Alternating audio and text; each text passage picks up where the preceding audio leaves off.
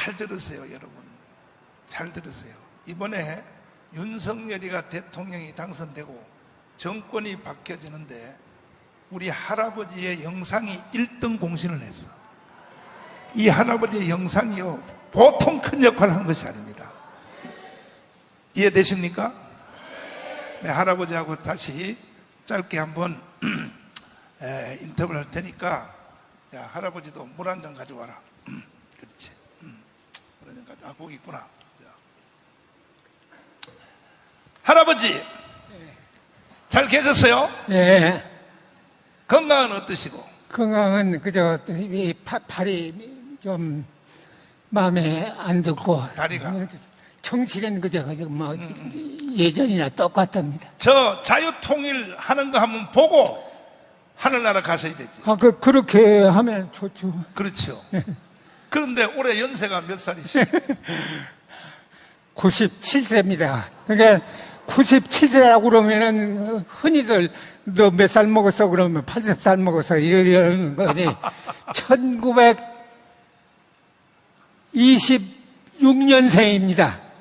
그러니까 뭐가 하면 뭐 요새 말썽이 많이 해요. 여자도 홍보음들 할 놈 때문에. 홍보운동 때문에 꼭 이제 이따가 나중에 차근차근 하기로 하고. 예.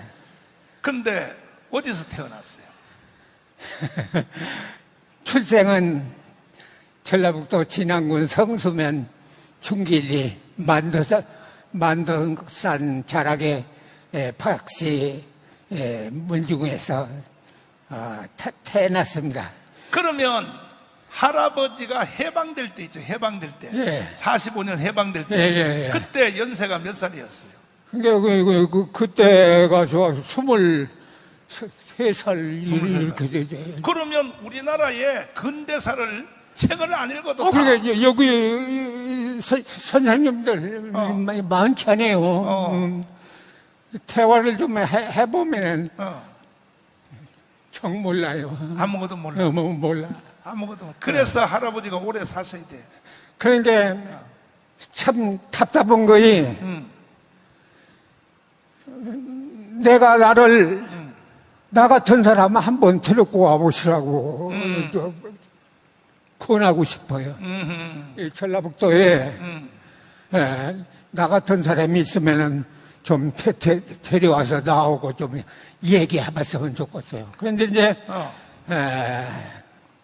많이 제가 음으로 양으로 뭐가 하면 접촉을 많이 해요. 자, 그런데 지금 그때 해방될 때 연세가 22, 셋 됐으니까 그때 해방될 때에 할아버지가 20대 초반이니까 그때에 해방됐은 그 과정을 다 그때 보셨죠? 우선 첫째가 뭐가 하면은 이승만 정권을 타도하는 것이 목적이에요. 자, 조금 이따 하고 조금 이따 하고 일단은 그 해방되기 전에 할아버지는 뭔 일을 했어요? 해방 전에는 그러니까 뭐 어디 직업이 없었어요. 근데 하시는 일은 뭔 일을 했어요? 그러니까 뭐가 하면 주로 뭐가 하면 공부에 미쳐가지고 말하자면은 그저 외갓집에 가서. 근데 남로당이라고 알아요? 예. 박헌영 알아요? 예. 박헌영이가 박헌영도 알지. 남로당 1946년 6월 25일 입당년을 기억을 하고 있어요. 아니 그러니까 할아버지가 남로당에 입당을 했어요? 그렇죠. 아니 왜 남로당에 왜 입당을 해요? 그게 늘 여러 번 얘기했지만서도 뭐가 하면은 공부에 미쳐가지고 그냥 공부를 하겠는데 공부는 시켜주지 않지. 그러니까 좌익에.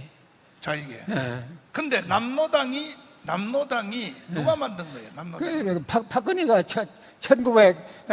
뭐이건 한 45년 8.15 해방되자마자 남조선 공산당을 조직했어요. 남조선 그래가지고 남조선 신민당, 남조선 근로인민당 이렇게 해서 공산당의 두 개 정당이 해가지고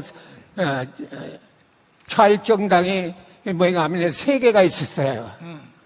그래가지고 그놈이 합쳐졌어요. 3당이 합당해가지고 남노당이 된 겁니다. 그러니까는 해방이 되니까 네. 외국에 나갔던 애국 지도자들이 다 한국으로 들어왔죠. 네. 들어왔는데 거기서 대장한 놈이 박헌영이에요. 박헌영이에요. 제일 먼저 왔어요. 제일 먼저 왔어. 그러면 그 놈이 답답한 거에 어, 이승만 대통령도 늦게 들어왔지. 늦게 들어왔지. 또 미군도 늦게 들어왔죠. 늦게 들어왔지. 북한에 소련군은 들어왔는데. 그렇지. 그래가지고 163개인가 인민위원회를 조직한 것도 그냥 다 이 박은영이 뭐냐면 이놈들은 와서 다 조직해 다 하고 난 다음에 들어오죠. 그러니까 이제 전국에 140 몇 개? 163개인가. 163개 면사무소별로 이 박헌영이가 남노당을 조직해서 조직을 해서 9월 6일 날 조선민주주의인민공화국을 선포를 한 거예요. 조선민주주의인민공화국을 선포했다. 그게 이제 제일 먼저 이승만과 김구가 들어오기 전에 먼저 주도권을 잡은 거죠. 그랬죠. 그때 할아버지가 거기에 가입을 해서 예. 직책이 뭐였어요? 남노당의 직책이. 뭔가 하면 전라북도 임실군당 연락책이라고 그럽니다.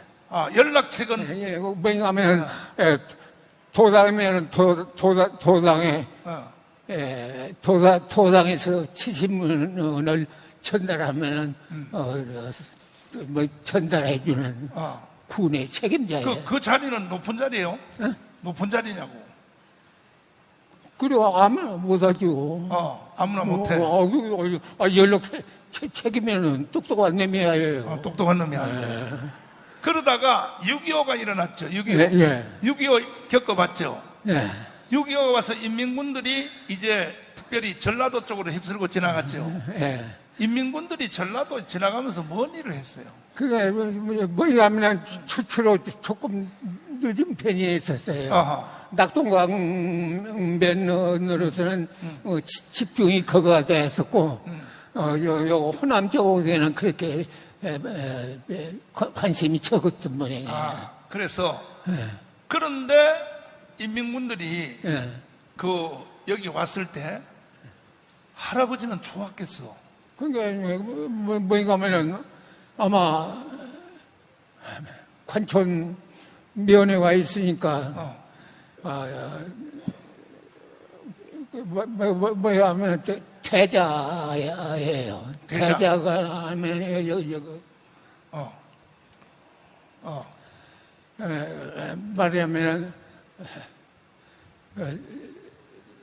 별 4개짜리가 와서 별 4개짜리가 와서 대자가 와서 여기서 제일로 장로님 대자가 뭐예요? 대자. 북한의 대자 계급이 대자가 뭐예요? 여기 대령. 대령이 와가지고 여기서 제일로 청년 중에 제일 똑똑한 놈이 나와라. 똑똑한 놈 하나 데려오라. 그러니까 아마 누가 선발됐어요? 그러니까 제가 아마 선발이 된 것 같아요. 이야, 그러면 6.25 전쟁 3달 동안 낮 동강까지 갈 동안에 할아버지는 대단했는데 제일로 성질이 빨랐어. 성질이 빨랐어? 빨갱이 쪽에서? 그러면 그때 3달 동안 할아버지가 뭐 했어요? 그러니까 그렇게 되니까 임실군에 가서 지금 여기에 말하자면 안전기획부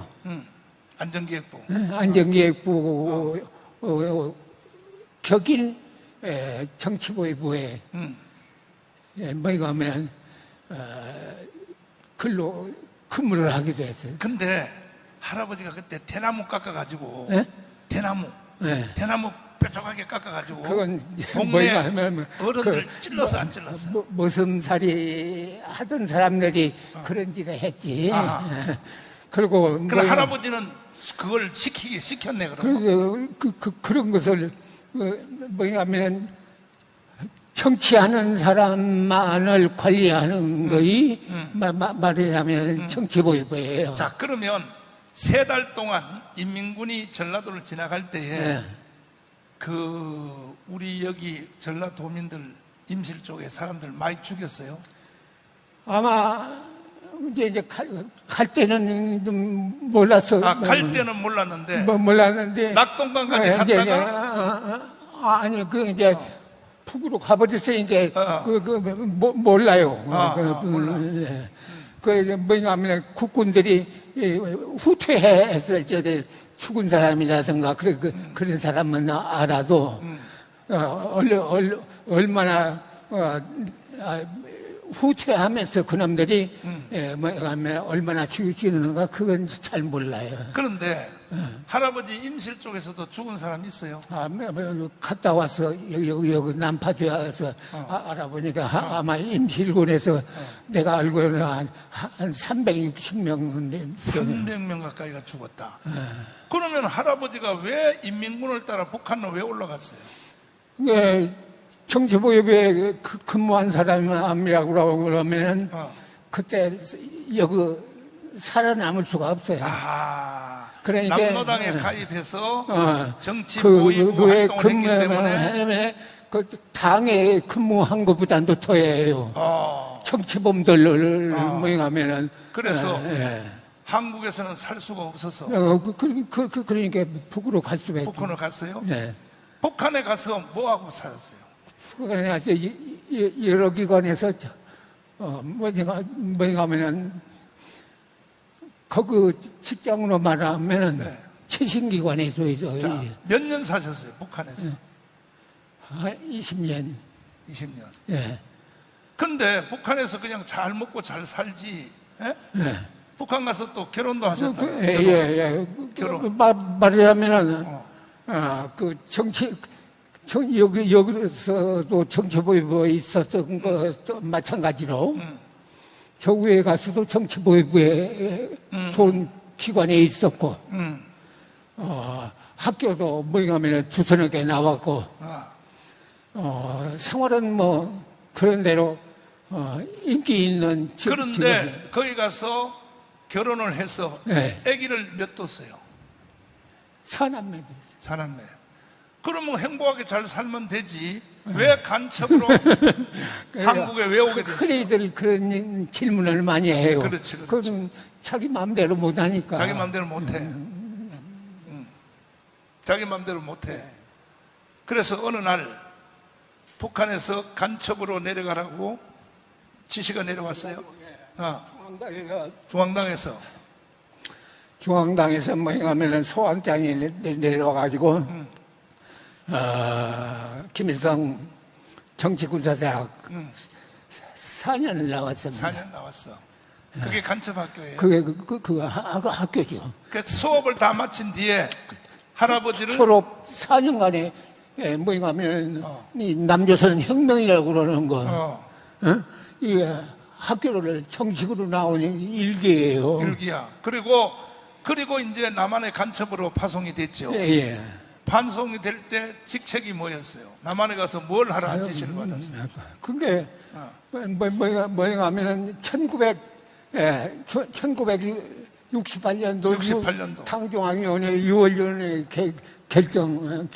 결정이에요. 우리나라로 말하면 국회하고 똑같네? 거기서 결정을? 아니에요. 그러면? 당이 결정하고 행정이 결정한 거예요. 이거고 완전히 달라요. 모든 북한의 기관들은 당이 우선이에요. 당 결정이 받아야 하니까. 그래서 남파 간첩을 할 때 68년도에 내려왔어요? 예, 68년. 근데 그렇게 북한이 주의를 하고 절대로 엄마를 만나면 안 된다 그런데 왜 한국에 와서 엄마를 왜 만나러 갔어요? 그건 뭐냐 하면은 애당초 여기 올 적에 말하자면 근거지리를 철저히 준비를 못한 것이 큰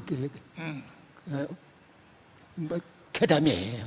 그래요. 근거지. 내가 숨어서 활동할 수 있는 것을 그것을 무엇을 해야 하는데 그것을 생각하지 않고 뭐가 하면은 가서 내가 그만 만들어라.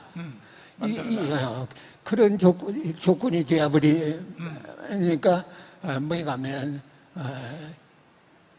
자살 수밖에 없어요. 결국은 엄마를 만나게 됐죠. 예.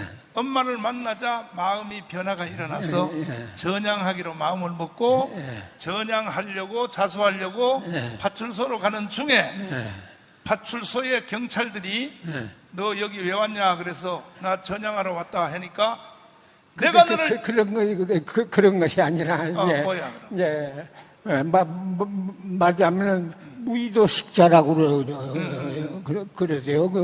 경찰관들이 얘기하는 건.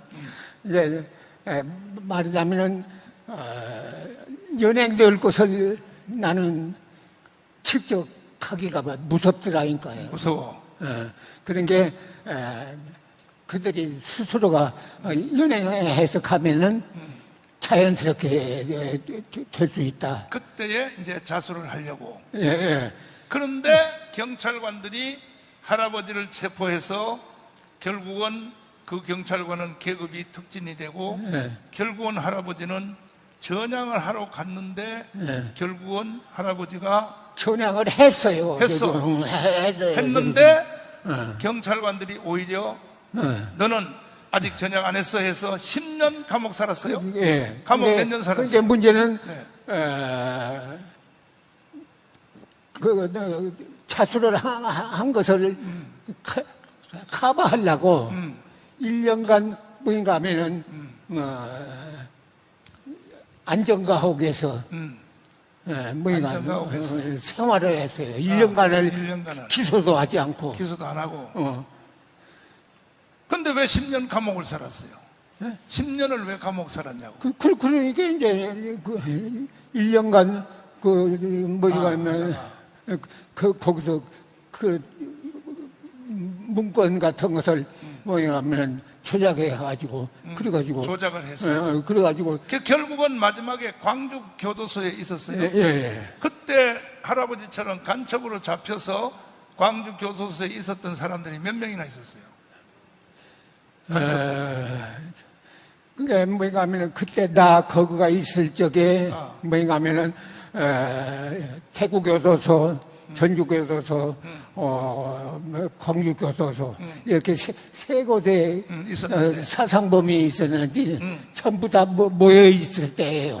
광주로 다 모았다. 모았어. 그때 몇 명이나 있었어요? 뭐인가 하면은 전향해서 나와서 직장에서 교도소 안학에서 뭐인가 하면 직장에 나가가지고 교도소에 갇혀 있었던 사람들이 몇 명이나 있었어요? 간첩 중에 103명이 있었어요. 103명.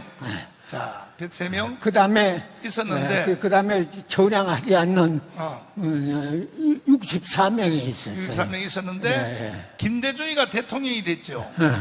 대통령이 되자 가짜로 전향서를 쓴 사람들은 광주 교도에서 나온 사람들을 북한으로 다 보냈죠. 안 보내요. 아니 북한으로 김대중이가 대통령 되자 이인모라고 알아요? 이인모? 이인모 알아요. 그건 김영삼이가 미전향 장기수를 북한으로 보냈고 그거 하나를 보내고 그 다음에 김대중 정권이 들어서 가지고는 64명이 뭐인가 하면 가석방 해가지고 북한으로 64명 보내가지고 조선민주주의 인민공화국 영웅들이 다 됐어요. 영웅들이 다 됐어. 64명을 북한으로 보냈다. 그것만 봐도 이 김대중이라는 놈이 어떤 것이라는 거 뻔한 것 아니요. 뻔한 거 아니야. 말하면 가석방이라고 그러는 거 그렇게 못하지 않아요. 근데 할아버지도 그때 전향서를 쓰고 나왔는데 103명이 먼저 번엔 102명이라 그런데 나왔는데 나중에 보니까 광주 사태가 그럼 다 거짓말이고. 광주 사태가 103명 중에 진짜 전형한 사람. 그 교도소 안에서 뭐인가 하면 이제 직장에 다 뭐 목공이 맞아, 맞아, 이제 맞아. 가서 일을 하는데 맞아. 103명이 일하는데 내가 그 정복에도 있었고 그러니까 요놈은 전향이 가짜다 하는 것을 가짜다. 다 알 수가 있어요. 알 수 있어. 그런데 그 중에 나하고 구례에 있던 한 사람하고 내 친구가 돼야지. 그 두 사람만 진짜 전향을 하고 그거 다 나머지는 다 가짜 전향을 가짜. 가지고 나왔는데 광주 사태가 딱 일어나니까 광주 그때 거기 다 참가했어. 광주 사태가 일어나니까 가짜로 전향하고 나왔던 사람들이 광주 사태의 전면에 다 나서더라. 그때 저 새끼들이 가짜로 전향했다는 걸 알게 되었다. 그 얘기죠. 그렇죠.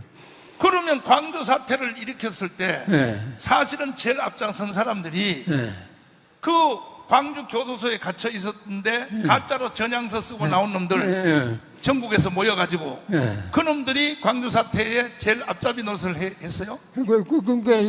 그렇게 해서 다 문서는 있어도 자기 자율이거든. 자, 지금 시간 관계상 할아버지 제가 물어보겠습니다. 이렇게 가면 대한민국이 망할 것 같아요? 살 것 같아요? 그러니까 내가 이 얘기를 며칠 전에 이 얘기를 했어요. 나는 그냥 목사님의 이번에 혁명을 해야 한다. 그렇지. 그것도 다 읽어보고 해요. 그런데 솔직히 말하면은 그 뭐냐 하면 크구파로 몰릴 것 같아요. 크구파로. 맞아요. 그러니까 이 얘기를 못했다가 한번 이 얘기를 했어요. 그러더니 크구가 아니냐. 그러면 당신은 뭐인가 하면 8.15 해방, 그 남조선 관계를 모르지 않느냐. 모르면서 크구로 못나는 것도 참 이상하죠. 더 자세히 물어보면 지금도 할아버지 같은 간첩들이 남조선에 많이 있어요, 없어요? 간첩 소굴이에요. 간첩 소굴이에요? 소굴이 돼가지고 뭐냐면 아주 애미 간첩을 못 잡으면서 새끼 간첩 잡으라고 그러거든요. 쉬운 말로. 근데 지금 윤석열 대통령 애미 간첩 뭐냐면 김대중 애미 간첩. 김대중이가 간첩의 애미요? 그게 간첩이라고 그러면 남조선 혁명가예요. 혁명가야. 남조선 혁명가로 간첩이라만 하지. 그렇지만 간첩이다 그 소리가 난다 나는. 이 말을 또 안 하고 지나갈 수 없는데 할아버지가 북한에서 난파될 때에 김대중을 도와라 이 지시를 받았어요. 그거 틀림없는 나한테 얘기한 소리니까 요거 한 가지 얘기하고 저거 이제 아는 분 중에 이런 질문을 받아봤어요. 당신이 이것은 빨갱이다 하는 것을 알고 있던 사람이 있다면은 그 다음에는 다른 사람에 의해서 저 사람은 빨갱이였었다 하는 것을 알고 있는 사람이 두 사람만 얘기해달라고 해요. 자, 그래서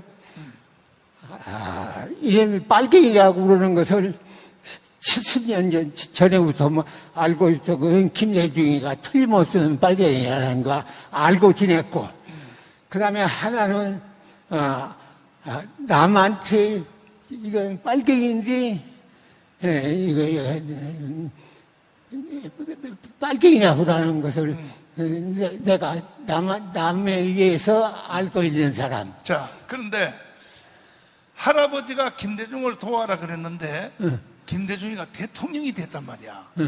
대통령이 될 때 할아버지는 마음이 어땠어요? 김대중이 대통령이 될 때.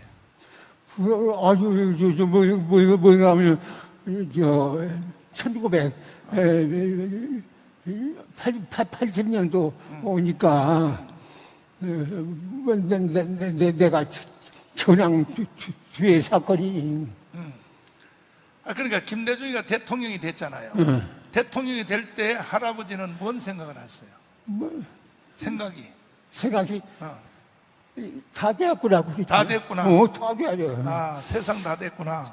정말로 대한민국이 이렇게 된 것이 김대중에 의해서 모든 것이 김대중 1차 혁명, 노무현 2차 혁명, 그 다음에 뭐냐면 문재인 3차 혁명, 이것이 다 그대로 이어봐서 있는데요.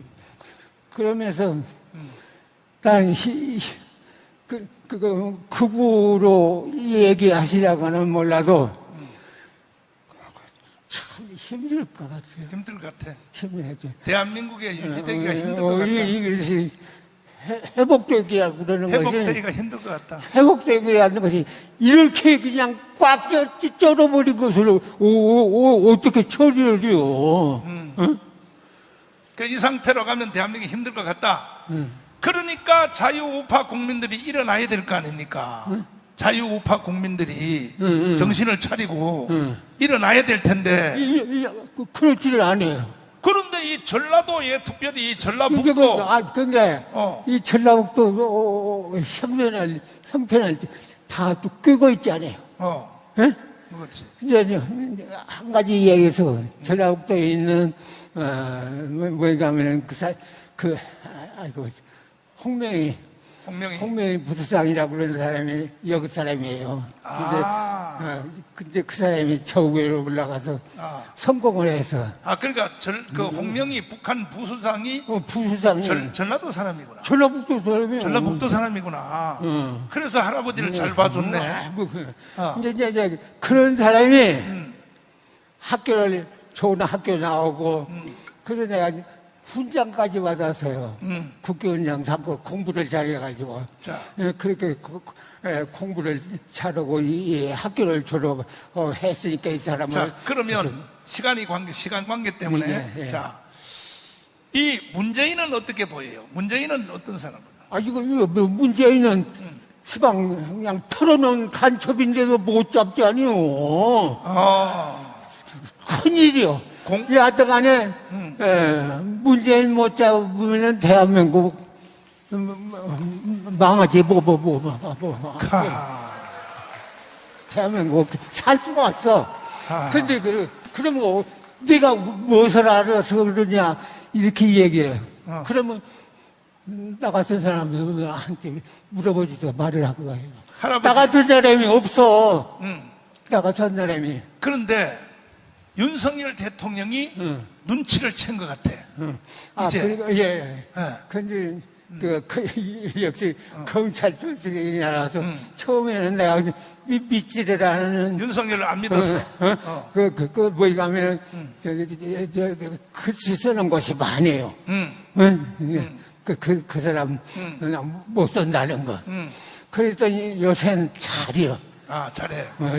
근데 뭘 제일 잘해? 뭘 잘 잘해?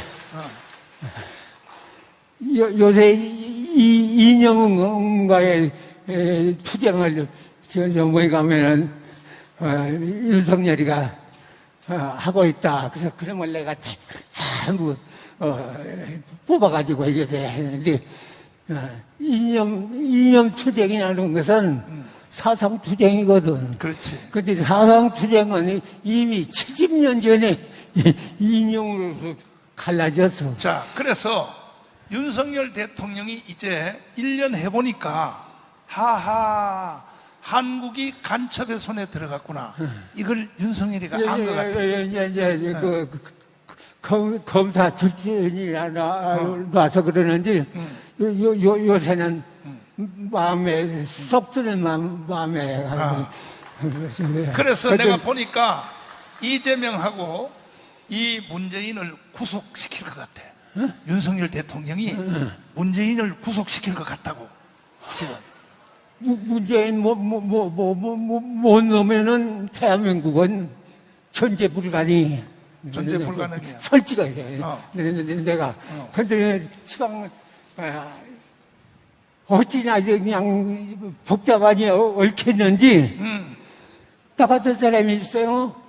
공산당 활동하다가 북에 가서 20년간 살다가 그 공산당 활동을 하다가 여기 와서 자수를 한 사람이 그렇지. 맞아. 할아버지 같은 사람 없는데 마지막으로 윤석열 대통령이 문재인 체포하고 이재명이 체포하고 그다음에 그놈 못 잡으면 안 돼. 안 돼. 그럼 못 잡으면 안 돼. 그걸 문재인은 틀림없는 간첩이라는 그런 거던데 그 책을 구체적으로 읽어보셨어요? 책? 내가 쓴 거. 책 아직 못 읽어봤어. 아이고 큰일 났네. 내가 꼭 읽어볼게. 그거 한번 이제 말로 들어보던 문재인이 어떤 놈이라는 것을 할아버지 쓴 책을 내가 그때 뭐야 스님이 말씀하신 거. 그렇지. 근데 그 윤석열 대통령이 문재인도 구속시키고 사형도 시키고 하기 위해서 밑바닥에서 지지 세력이 일어나야 되는데 윤석열에 대하여 그래서 내가 그걸 만들려고 전국에 다니면서 천만 조직을 하는 거야. 윤석열이 일을 잘하기 위해서 하는데 이 전라도가 제일 말을 안 들어. 내 말을. 그럴 수밖에 없어. 여기는 100명이면 한 10사람밖에 안 돼. 100명 중에. 여기 100명 중에 우리 사람 콜라 하면 그냥 20명이냐고 콜라. 근데 오늘 여기 온 사람들은 다 우파가 맞아. 여기 온 사람들은.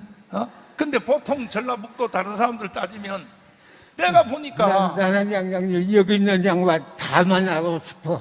다 만나고 싶은데 그렇게 안 되니까. 그래서 반드시 내가 1000만 명을 조직해서 문재인 이 새끼를 깜빵에다 쳐넣으려고 그래 내가. 그럼 꼭 그놈을 잡아야 돼. 그놈을 잡아야 돼.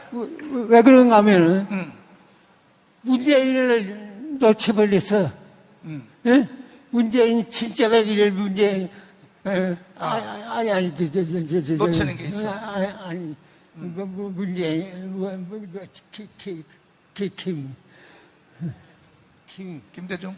아이고 정말가 5.18 5.18 이놈은 떨구지 않아서 죄져버리셨으니까 이놈을 인간을 파악을 못했어 이 대한민국 사람들이.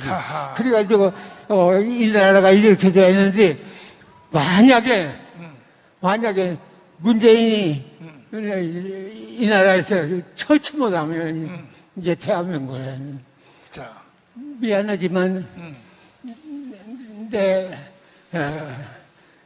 지난 97년간은 뭐이가 하면 체험과 그 생활을 통해서 한 것이 허사로 돌아갈 수밖에 없어. 할아버지 내가 근데 몇 년에 이 뭐인가 하면 목사님이 말씀이 참 오라. 내가 그러니까 목사님을 좋아서 그러는데 뭐인가 하면 굉장히 아까 목사님이 할아버지 시간 관계상 이제 다음에 또 우리가 너하라 TV에서 하기로 하고 마지막으로 여기 있는 전라북도 여기에 애국 동지들한테 말씀 한마디 해주세요. 여러분들이 이렇게 굉장히 많이 오시네요. 숨어서 애국 투쟁 하시는 말을 잘 들어요. 숨어서 애국 투쟁하지 말고 어떻게 하라고 그럼? 그냥 1,000만 이번에 난 그것을 성공의 별이라고 생각을 해. 목사님 1,000만 명. 뭐 이거하면 공개적으로 하라 이 말이지. 애국 운동도. 이렇게 하면 뭐 이거하면 아주 좋은 말씀